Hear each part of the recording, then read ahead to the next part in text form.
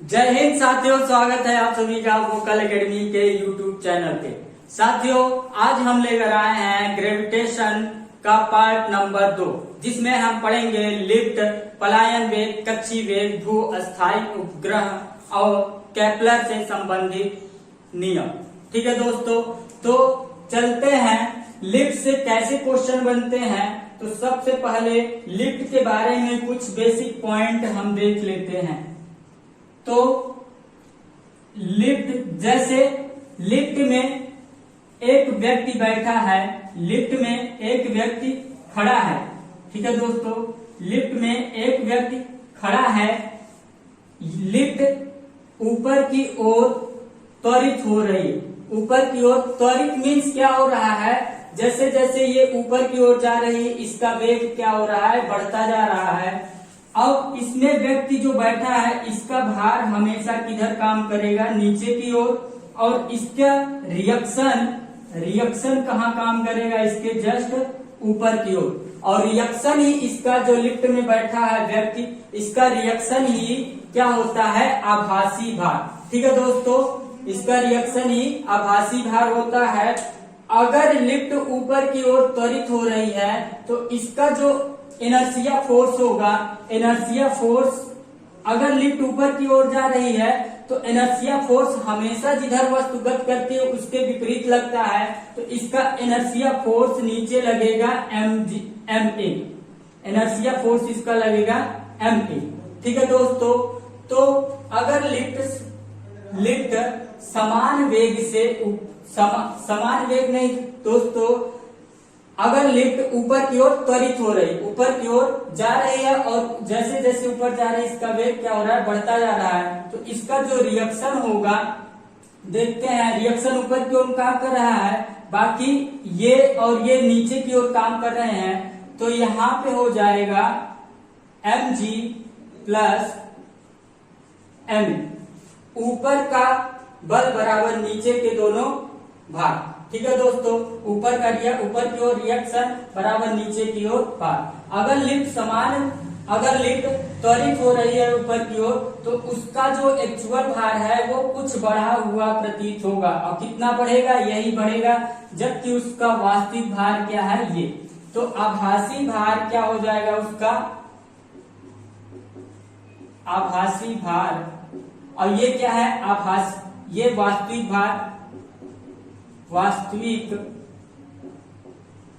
भार, और ये बढ़ा हुआ भार। ठीक है दोस्तों, अगर लिफ्ट ऊपर की ओर त्वरित हो रही है तो उसका भार बढ़ा हुआ प्रतीत होगा, और कितना बढ़ेगा, ma। ठीक, तो यहाँ पे रिएक्शन जो आएगा, आभासी भार क्या आएगा, mg प्लस a। अगर लिफ्ट ऊपर की ओर त्वरित हो रही है तो लिफ्ट में बैठे व्यक्ति का भार क्या होगा, वास्तविक भार से कुछ बढ़ा हुआ प्रतीत होगा। ठीक है दोस्तों, अगर यही, जब लिफ्ट, दूसरा जो पॉइंट है, जब लिफ्ट नीचे की ओर त्वरित हो रही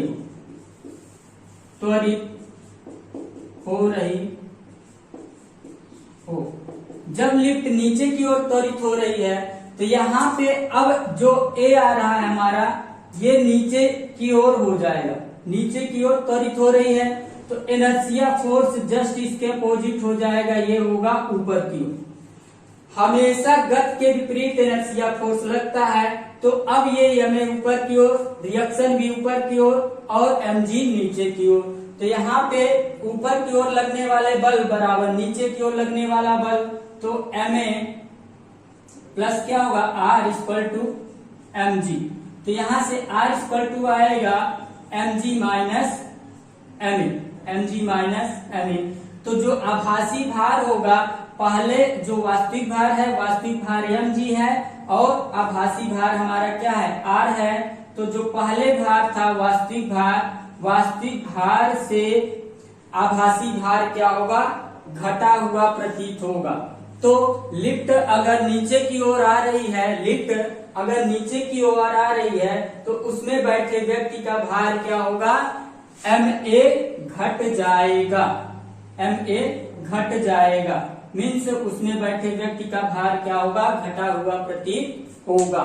ठीक है दोस्तों। तीसरा पॉइंट क्या है? तीसरा पॉइंट है कि जब लिफ्ट समान वेग से ऊपर जाए या समान वेग से नीचे आए। जब लिफ्ट समान वेग से ऊपर जाए या समान वेग से नीचे आए तो हम जानते हैं जब वेग समान होता है तो उसका त्वरण क्या होगा, 0।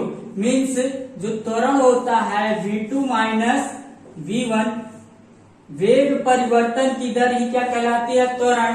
जब वेग दोनों क्या है, समान है, जब v1 इक्वल टू क्या होगा v2, तो त्वरण क्या आएगा, 0। मीन्स जब लिफ्ट समान वेग से ऊपर जाए या समान वेग से नीचे आए त्वरण 0 होगा तो उसका जो इनर्शिया फोर्स होगा, जो हम ma लिख रहे थे, वो क्या होगा, इनर्शिया फोर्स क्या हो जाएगा, 0। इनर्शिया फोर्स क्या होगा, 0। मीन्स अगर लिफ्ट समान वेग से ऊपर जाए समान वेग से नीचे आए तो जब इनर्शिया फोर्स 0 होगा तो R इक्वल टू क्या हो जाएगा, mg। मीन्स उसका जो वास्तविक भार है वो आभासी भार के बराबर होगा। मीन्स उसका भार क्या होगा, ना तो बढ़ा हुआ प्रतीत होगा ना घटेगा, जितना है उतना ही रहेगा जब लिफ्ट समान वेग से ऊपर जाए या समान वेग से नीचे आए। ठीक है दोस्त। अब इसके बाद अगला है कि अगर अचानक लिफ्ट की डोरी टूट जाए, अगर अचानक लिफ्ट की डोरी टूट जाए तो लिफ्ट की डोरी टूटेगी तो लिफ्ट किधर आएगी, नीचे की ओर, और नीचे की ओर आएगी तो हम पढ़े थे R equal to mg minus ma, mg minus ma। अगर लिफ्ट की डोरी टूट जाएगी तो ये स्वतंत्रता पूर्वक गिरेगी, और स्वतंत्रता पूर्वक जब गिरेगी तो a बराबर हो जाएगा g। मीन्स यहाँ पे a और g क्या होंगे, बराबर होगा, तो ये mg और ये भी क्या होगा, mg ये कैंसिल होगा 0, तो रिएक्शन क्या होगा, 0। मीन्स अगर लिफ्ट की डोरी टूट जाए तो उसमें बैठे व्यक्ति का भार क्या होगा, 0 हो जाएगा। अगर लिफ्ट की डोरी टूट जाए तो उसमें बैठे व्यक्ति का भार क्या होगा, 0 हो जाएगा। ठीक है दोस्तों। अगर इसके बाद नेक्स्ट पॉइंट क्या है, अगर लिफ्ट नीचे की ओर त्वरित हो रही है, मीन्स जैसे जैसे ऊपर से नीचे की ओर आ रही है तो इसका वेग बढ़ता हुआ प्रतीत हो रहा है। मीन्स जो a है वो क्या है, g से ज्यादा है, a g से ज्यादा है। तो लास्ट केस क्या है, अगर लिफ्ट नीचे की ओर आ रही है और उसका त्वरण क्या हो रहा है, बढ़ रहा है, तो उसमें बैठा व्यक्ति क्या होगा, इस फर्श से उठकर छत पे टकरा जाएगा, इस फर्श से उठकर छत पे टकरा जाएगा। ठीक है दोस्तों। तो कुल इतने पॉइंट बनते हैं लिफ्ट से। हेडिंग है कि ग्रहों संबंधित केपलर के नियम, ग्रहों संबंधित केपलर के नियम। तो केपलर ने कुल 3 नियम दिए। जो पहला नियम इसका था, पहला नियम क्या था कि प्रत्येक ग्रह सूर्य के चारों ओर एक दीर्घ वृत्ताकार कक्षा में चक्कर लगाते हैं तथा सूर्य एक फोकस पे स्थित होता है। जैसे कहें कि ये एक दीर्घ वृत्त है तो प्रत्येक ग्रह, जैसे मान लेते हैं ये ग्रह है, तो ग्रह इस दीर्घ वृत्त में चक्कर लगाएगा तथा सूर्य एक इसके कहीं फोकस पे स्थित होगा। ठीक। तो पहला नियम क्या है, प्रत्येक ग्रह सूर्य के चारों ओर एक दीर्घ वृत्ताकार कक्षा में चक्कर लगाते हैं तथा सूर्य एक फोकस पे स्थित होता है। ठीक है दोस्तों। और दूसरा नियम क्या है कि ग्रहों का क्षेत्रीय चाल नियत होता है। ग्रहों का क्षेत्रीय चाल नियत होता है। मीन्स अगर ग्रह यहाँ से यहाँ तक आने में, यहाँ से यहाँ तक आने में x टाइम ले रहा है या t टाइम ले रहा है, यहाँ से यहाँ तक आने में t टाइम ले रहा है, तो इसके द्वारा कवर किया गया क्षेत्रफल ये होगा, इस ग्रह के द्वारा कवर किया गया क्षेत्रफल ये होगा। और इतने ही समय में अगर ग्रह यहाँ से यहाँ आ रहा है, यहाँ से आ रहा है, यहाँ भी t समय ले रहा है, तो इसके द्वारा कवर किया गया क्षेत्रफल ये होगा, इसके द्वारा कवर किया गया क्षेत्रफल ये होगा। मीन्स जितना क्षेत्रफल ये होगा उतना क्षेत्रफल ये होगा उतने ही समय में। तो ग्रहों की क्षेत्रीय चाल क्या होती है, नियत होती है। मीन्स जितने समय में यहाँ से यहाँ तक जाएगा, जितना क्षेत्रफल कवर करेगा, उतने समय में यहाँ से यहाँ तक कोई ग्रह आएगा तो इतना क्षेत्रफल कवर करेगा, और ये दोनों क्षेत्रफल क्या होंगे, बराबर होंगे। तो दूसरा नियम ये कहता है कि ग्रहों की क्षेत्रीय चाल क्या होती है, नियत होती है। इसका मतलब क्या है कि जब ग्रह सूर्य से दूर होंगे, जब ग्रह सूर्य से दूर होंगे तो इतने कवर कर रहे हैं तो इनकी चाल क्या होगी, कम होगी, इनकी चाल क्या होगी, कम होगी। और जब ग्रह सूर्य के करीब आएंगे, सूर्य के करीब आएंगे तो इनकी चाल क्या होती है, बढ़ जाती है। देख रहे हैं फिगर में कि यहाँ से इतना कवर किया है, टाइम वही लिया है लेकिन डिस्टेंस ज़्यादा कवर किया है, यहाँ कम डिस्टेंस है तो इसकी चाल क्या होगी, यहाँ ज़्यादा होगी, यहाँ पे क्या होगी, कम होगी। तो ये केपलर संबंधित दूसरा नियम है। और तीसरा नियम क्या है केपलर का, केपलर का तीसरा नियम है कि अगर कोई ग्रह सूर्य का एक चक्कर जितने समय में लगाता है उसको बोलते हैं परिक्रमण काल। कोई ग्रह सूर्य का एक चक्कर जितने समय में लगाता है उसको परिक्रमण काल बोलते हैं। तो किसी ग्रह का परिक्रमण काल का स्क्वायर, परिक्रमण काल का वर्ग उस ग्रह तथा सूर्य के बीच की औसत दूरी। औसत दूरी क्यों बोलेंगे दोस्तों, क्योंकि यहाँ ग्रह से सूर्य के बीच की दूरी कुछ है, यहाँ ग्रह से सूर्य के बीच की दूरी कुछ है, इसलिए औसत दूरी लिया जाता है। तो परिक्रमण काल का वर्ग उस औसत दूरी के घन के डायरेक्टली प्रोपोर्शनल होती है, उस दूरी के घन के डायरेक्टली प्रोपोर्शनल होती है। मीन्स डायरेक्टली समानुपाती होती है। ठीक है दोस्तों, तो ये केपलर संबंधी 3 नियम थे। ठीक, अगली हेडिंग क्या है दोस्तों, अगली हेडिंग है उपग्रह की कक्षीय चाल। उपग्रह की कक्षीय चाल, किसी उपग्रह की कक्षीय चाल क्या होती है कि वह चाल, जिस चाल से वह पृथ्वी की परिक्रमा करने लगे, वह चाल, जिस चाल से कोई उपग्रह पृथ्वी की परिक्रमा करने लगे, उस उपग्रह की क्या कहलाती है, कक्षीय चाल। अब कक्षीय चाल क्या होता है, जो कक्षीय चाल का फार्मूला होगा वो होगा VO √g RE। RE क्या है, पृथ्वी की त्रिज्या, पृथ्वी की त्रिज्या, और G गुरुत्वीय त्वरण, जबकि VO क्या है, कक्षीय चाल। तो कक्षीय चाल बराबर होता है √g/RE। और कक्षीय चाल की परिभाषा क्या है कि जिस चाल से कोई उपग्रह पृथ्वी की परिक्रमा करने लगे उसको बोलते हैं कक्षीय चाल। और कक्षीय चाल का न्यूनतम मान कितना होता है, तो ये होता है 7.92 किलोमीटर प्रति सेकेंड, 7.92 किलोमीटर प्रति सेकेंड, या फिर लगभग में कितना लेंगे, 8 किलोमीटर प्रति सेकेंड। तो कक्षीय चाल से 2 क्वेश्चन याद रखने हैं कि कक्षीय चाल क्या होता है, वह न्यूनतम वेग जो पृथ्वी की कक्षा में, वह किसी उपग्रह का वह न्यूनतम वेग जिस वेग से वह पृथ्वी की कक्षा में चक्कर लगाने लगे, उस उपग्रह की कक्षीय चाल कहलाती है। अब कक्षीय चाल का फॉर्मूला है VO √g/RE। इसका मान याद रखना है कि किसी उपग्रह को अगर 7.92 किलोमीटर प्रति सेकेंड से पृथ्वी की कक्षा में घुमा दिया जाए तो वो पृथ्वी की कक्षा में क्या करेगा, चक्कर लगाता रहेगा। ठीक, और लगभग में कितना होगा, 8 किलोमीटर प्रति सेकेंड। और इसके बाद नेक्स्ट हेडिंग है पलायन वेग। पलायन वेग, तो पलायन वेग क्या होता है दोस्तों, पलायन वेग क्या होता है कि वह न्यूनतम वेग जिस वेग से अगर किसी उपग्रह को फेंक दिया जाए, वह न्यूनतम वेग जिस वेग से किसी उपग्रह को फेंक दिया जाए तो वह पृथ्वी की कक्षा को पार कर जाए और पुनः वापस न आए।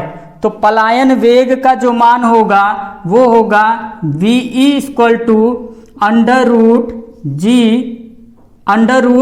2GRE। ये पलायन वेग का मान होता है। अब पलायन वेग का जो वैल्यू होती है वो होती है 11.2 किलोमीटर पर सेकेंड। ये वेरी इंपॉर्टेंट है, इसको याद रखना है कि किसी उपग्रह का जो पलायन वेग होता है वो 11.2 किलोमीटर प्रति सेकेंड होता है। इसका फार्मूला क्या होगा, V equal to under root 2GRE। और हम पीछे पढ़े हैं कि GRE किसका फार्मूला है, तो वो है किसका, कक्षीय वेग का। तो यहाँ VE इक्वल टू होगा अंडर रूट 2V0। तो कक्षीय वेग का पलायन वेग कितने गुना होता है, कक्षीय वेग का पलायन वेग अंडर रूट 2 गुना होता है। ये याद रखना है, ये क्वेश्चन पूछा गया है कि कक्षीय वेग का कितने गुना पलायन वेग होता है, तो पलायन वेग होता है कितने गुना, अंडर रूट 2 गुना। ठीक है दोस्तों, कक्षीय वेग का मान, जो पलायन वेग का मान कितना होता है, अंडर रूट 2GRE। जो कक्षीय वेग का कितने गुना होता है, अंडर रूट 2 गुना कितना है, कक्षीय वेग का अंडर रूट 2 गुना क्या होगा, पलायन वेग। या फिर अंडर रूट 2 गुना, या अंडर रूट 2 का मान कितना होता है 1.414 गुना। तो यहाँ पे इसका मान ये भी आ जाएगा कि जो पलायन वेग होगा कक्षीय वेग का 1.414 गुना होगा। ठीक है दोस्तों, तो पलायन वेग कक्षीय वेग का अंडर 1.414 गुना होगा। नेक्स्ट हेडिंग है भू अस्थायी उपग्रह। भू अस्थायी उपग्रह या फिर जियो स्टेशनरी सैटेलाइट्स। जियो स्टेशनरी सैटेलाइट्स क्या होती हैं, जियो स्टेशनरी सैटेलाइट्स वे सैटेलाइट्स होती हैं जो पृथ्वी तल के लंबवत पृथ्वी तल से 36,000 किलोमीटर पृथ्वी तल से ऊपर छोड़ी जाती हैं। इनकी ऊंचाई कितनी होती है, पृथ्वी तल से 36,000 किलोमीटर ऊपर छोड़ी जाती है। और इनका जो डायरेक्शन होता है पश्चिम से पूर्व पृथ्वी की चक्कर लगाती हैं। और इसका जो परिक्रमण काल होता है,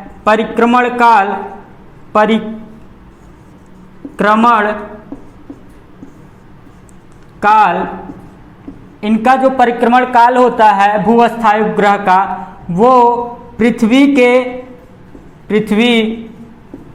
के घूर्णन गति के बराबर होता है। जितना पृथ्वी की घूर्णन गति होती है उतना ही भू अस्थायी उपग्रह का परिक्रमण काल होता है। और पृथ्वी की घूर्णन गति कितनी होती है, 24